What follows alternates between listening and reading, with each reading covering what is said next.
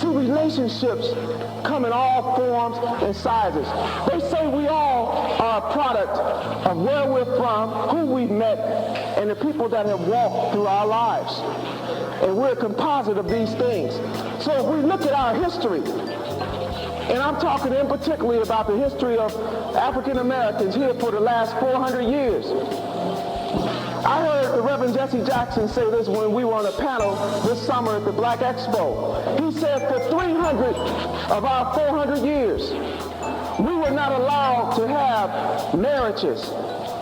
It was illegal for a black woman and a black man in this country to have a legal marriage.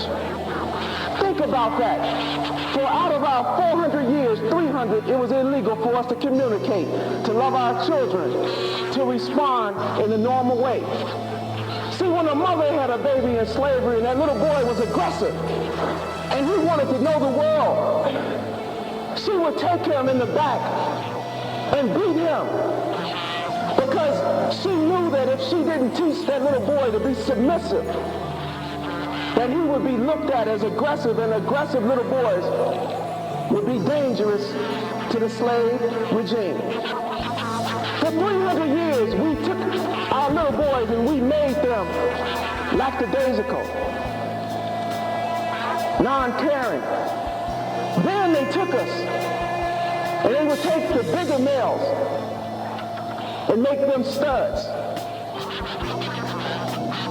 Taking away the family, taking away the children. Now they say you pass along certain things through your lifestyle, through your history. Imagine for 300 years, this is the way our families operated. Knowing that a mother would leave her son or her daughter. Knowing that a father couldn't be a father, but he was more of a stud, he was more of an animal.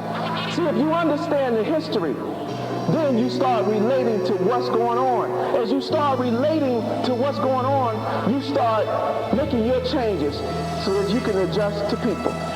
So sometimes when I'm out here and I see a woman who's afraid to talk to me, I don't get upset.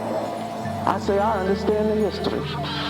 See, I know you were taught to be away from me. You were taught to think of me in a negative way. You were taught to look at me in a certain vein. So even though it's not me personally,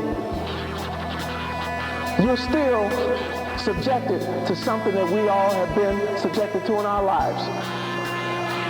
When I was starting to write a book,